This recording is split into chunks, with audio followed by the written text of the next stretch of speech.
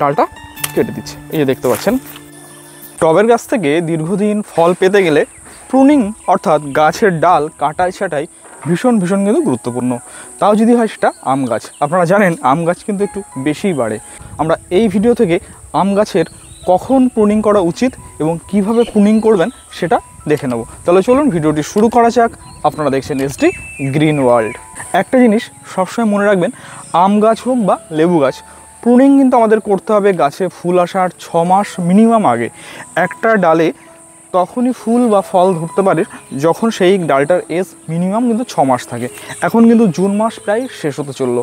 তো আমরা সাধারণত জানি আম গাছে কিন্তু মুকুল আসতে শুরু করে জানুয়ারির শেষে এবং ফেব্রুয়ারির শুরুর দিক থেকে। ফলে আমাদের কিন্তু আম গাছের প্রুনিং জুলাই এবং আগস্টের মধ্যে অবশ্যই কিন্তু কমপ্লিট করে ফেলতে হবে। ম্যাক্সিমাম হচ্ছে আগস্টের 15 তারিখের মধ্যে অবশ্যই চেষ্টা করবেন। আর সেটা যদি জুলাইয়ের মধ্যে করতে পারেন তাহলে তো কোনো কথাই নয়, সব থেকে বেটার হয় কিন্তু জুলাইয়ের মধ্যে প্রুনিংটা কমপ্লিট করে নিতে। তাহলে দেখতে পাচ্ছেন এটা কিন্তু আমার ভ্যালেন্সিয়া প্রায়ের একটা আম গাছ। আপনাদের আগেই জানিয়েছি দুর্দান্ত কিন্তু আম ধরে আছে, খুব তাড়াতাড়ি কিন্তু এটা রিভিউ আপনারা পাবেন। তাহলে চলুন কোথা থেকে আমরা প্রুনিংটা করব একটু দেখে নিই।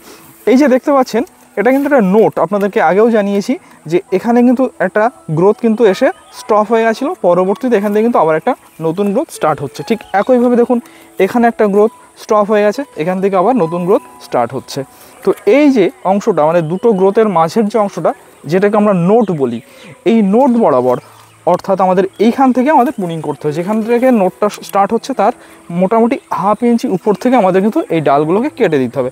আমরা তাহলে এই যে এখানে যে নোট পয়েন্টটা আছে তার ঠিক হাফ ইঞ্চি উপর থেকে কিন্তু আমরা ডালটা কেটে দিচ্ছি। এই যে দেখতে পাচ্ছেন ডালটা কিন্তু কাটা হলো। ঠিক একইভাবে এখানে যদি ক্লোজলি দেখাতে বলি, দেখুন এখানে একটা কিন্তু নোট আছে, ঠিক একইভাবে আমরা হাফ ইঞ্চি উপর থেকে এই যে ডালটা কেটে দেবো। এই যে কাটা চলছে, দেখুন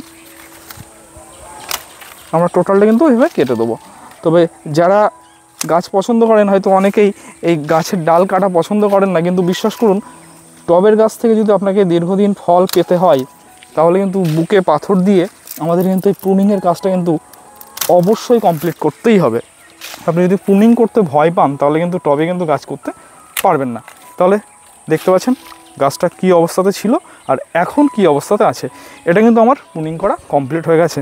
এরপর আমাদের যে কাজটা অবশ্যই করতে হবে, এই যে অংশতে কিন্তু এখন যেহেতু রেইনি সিজন, ফলে ফাঙ্গাস সমস্যা দেখা দিতে পারে। ফলে এই অংশতে কিন্তু আমাদের কপারযুক্ত যে কোনো একটা ফাঙ্গিসাইড আপনারা কিন্তু অবশ্যই পেস্ট করে গুলে দেবেন। তো আমি সাধারণত ফাঙ্গিসাইডের পরিবর্তে যেটা ইউজ করছি এখন দেখতে পাচ্ছেন অ্যালোভেরা জেল।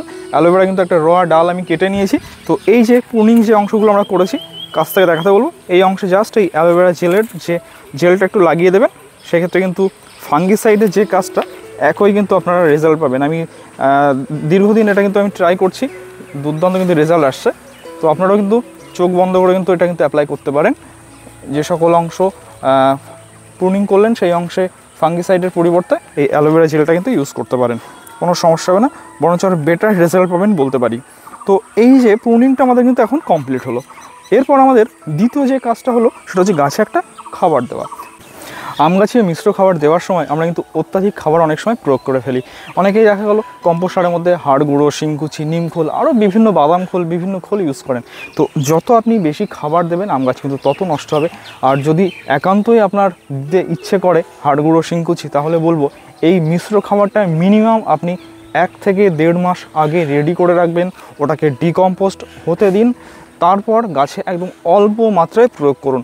সরাসরি এই মিশ্র খাবারটা তৈরি করে কখনোই কিন্তু গাছের গোড়াতে দেবেন না। তাহলে কিন্তু গাছের গোড়াতে যখন এটা আপনার ডিকম্পোস্ট হতে শুরু করবে, এই হাড় গুঁড়ো, শিংকুচি এগুলো, তখন কিন্তু একটা হিট জেনারেট হয়। এই তাপের ফলে কি হয়, গাছের যে ছোট ছোট যে ফিডার রুটগুলো থাকে সেগুলো কিন্তু অনেক সময় ড্যামেজ হয়ে যায়। ফলে ওখান থেকে কিন্তু কী হয়, গাছের পাতা পুড়ে যেতে থাকে, ডাইব্যাক সৃষ্টি হয়। ফলে অবশ্যই মনে রাখবেন গাছে কিন্তু আম গাছের ক্ষেত্রে বিশেষ করে অধিক খাবার একদমই নয়, শুধুমাত্র কম্পোস্ট সার এবং তার সাথে পারলে 2-1 দানা ডিএপি বা 10-26-26 দিতে পারেন। তাছাড়া আর কিচ্ছু দেওয়ার দরকার নেই। বছরে জাস্ট 2 বার এই মিশ্র খাবার প্রয়োগ করলেই কিন্তু আপনি যথেষ্ট কিন্তু ভালো রেজাল্ট পাবেন।